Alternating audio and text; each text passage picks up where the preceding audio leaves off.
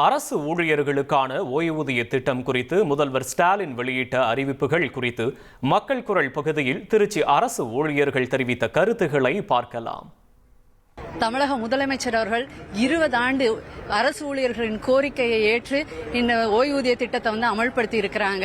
இதனால எங்களை மாதிரி அரசு ஊழியர்கள் பல லட்சம் பேர் பயனடைய போறோம். இதுக்கு தமிழக முதலமைச்சர் அவர்களுக்கு மிகுந்த நன்றி. நான் பொறியாளர்களின் சார்பாகவும் பொதுப்பணித்துறையில் பணிபுரியும் அனைத்து ஊழியர்களின் சார்பாகவும் முதலமைச்சர் அவர்களுக்கு நன்றியினை தெரிவித்துக் கொள்கிறேன். 2015ஆம் ஆண்டு அரசு பணி தேர்வுக்கு படிச்சுக்கிட்டு இருக்கப்பவே உங்க பென்ஷன் கிடையாது, எதுக்கு நீங்களா எக்ஸாம் ப்ரிப்பேர் பண்றீங்கன்னு கேட்டுட்டு இருந்த காலத்துல எப்படியாவது ஒரு நாள் எங்களுக்கு எங்க முதலமைச்சர் வாங்கி தருவார் நம்பிக்கையோட பணியில சேர்ந்தோம். அதே மாதிரி இன்னைக்கு எங்க முதலமைச்சர் எங்களுக்கு வாங்கி கொடுத்திருக்காரு.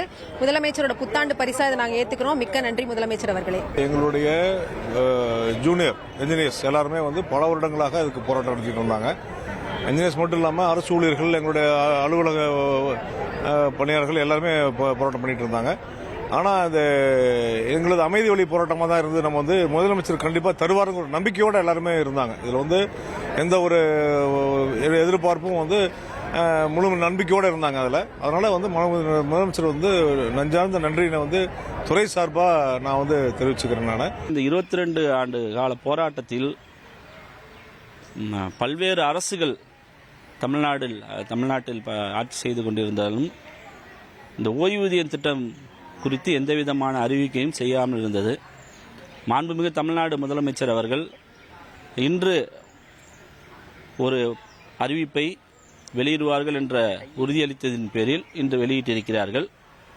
அதில் 50% ஓய்வூதியம் கிடைக்கும் என்பதை உறுதியளிக்கப்பட்ட ஓய்வூதியம் கிடைக்கும் என்பதை தெரிவித்திருக்கிறார்கள்.